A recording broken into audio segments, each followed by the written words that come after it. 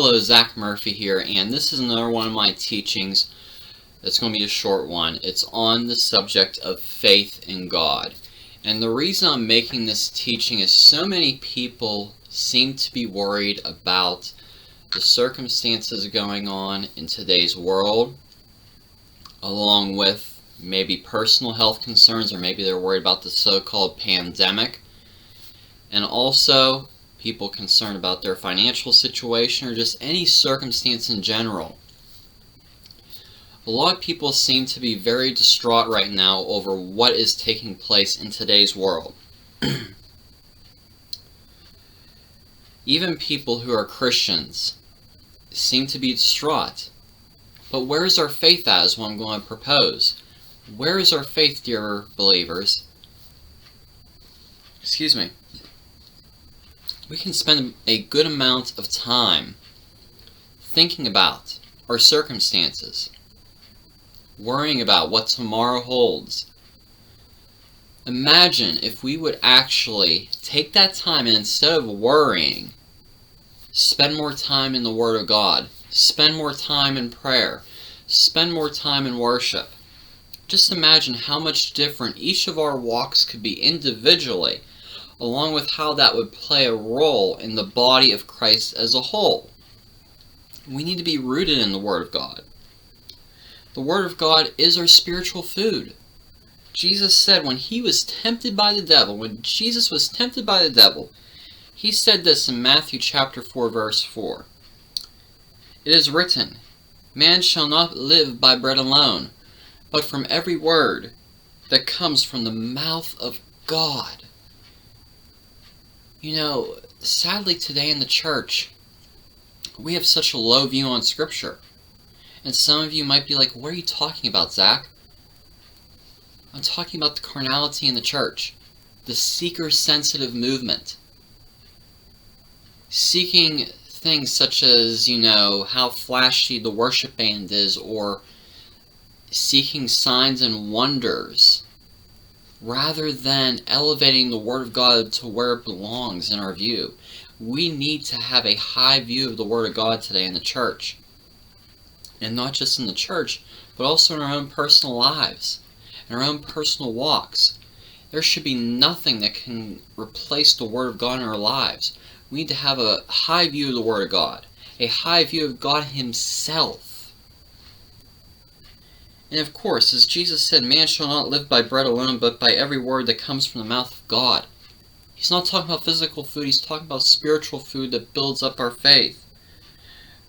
We may not be able to satisfy our physical hunger in our tummies, but we can satisfy our spiritual hunger with the Word of God. We build our faith up by hearing the Word of God. The Apostle Paul tells us in 2 Timothy chapter 3, verses 16 to 17, all Scripture, not just the New Testament, all Scripture, Old and New, is breathed out by God and profitable for teaching, for reproof, for correction, and for training in righteousness. And why? Why is the Word of God profitable? So that the man of God may be complete and equipped for every good work. We need to realize that the Word of God equips us. We need to realize the importance of Scripture. The Reformers, back during the Reformation, we need to get back to that. The doctrine of sola scriptura, Scripture alone. We need to realize that the Word of God has equipped us for everything that God has called us to do. Whether you're called to ministry or not, the Word of God equips every believer, no matter where you're at. And it's a promise you can take to heart. When you get into the Word of God, thank God for what it says in 2 Timothy chapter 3. Thank God that you have access to a book that has surpassed the test of time, that trains us for righteousness, that reproves us, that corrects us. Thank God for that in your prayers. And one aspect of being filled with the Holy Spirit is also being filled with the Word of God. The two go hand in hand.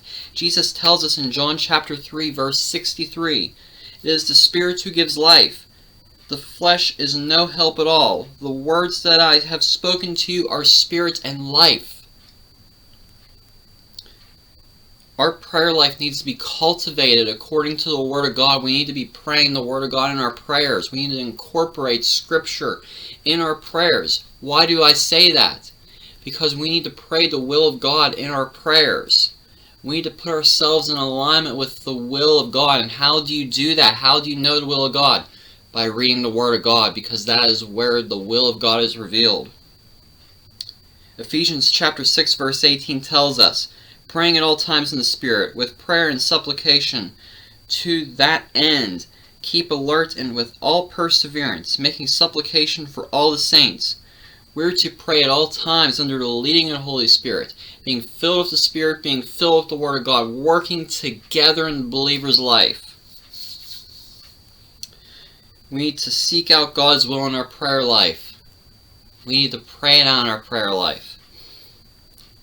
And then, we'll talk to other people that are probably unbelievers.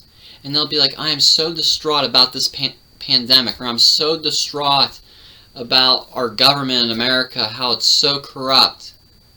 And they might ask you, how do you keep your peace during this? Because you do not seem to be moved by this. And that will open the door for you to witness the gospel of Jesus Christ to them. We need to walk this narrow path. We need to walk it, not just preach it, walk it. Because Jesus said, narrow is the way that leads to life, broad is the way that leads to destruction. And he'll say to those who say, but Lord, Lord, we did all these mighty works in your name. And Jesus says to them, depart from me, I never knew you. Here's a good thing to ask yourself. Do you know Jesus Christ? Second of all, does Jesus know you? Let that sink in for a minute. Meditate upon that right there. That's so crucial. We need to walk this walk so people can be like, how do they keep their peace? What is it that sets them apart from the people of this world?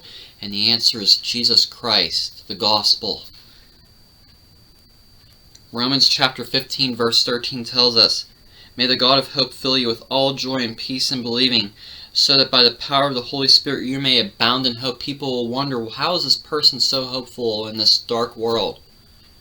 Again, another way to open a door, to witness to someone. We need to walk this walk, dear friends. And let me close this up in prayer. Dear Heavenly Father, I thank you for this opportunity to minister your word over social media, Lord. I know it's a short one, but it's packed of truth.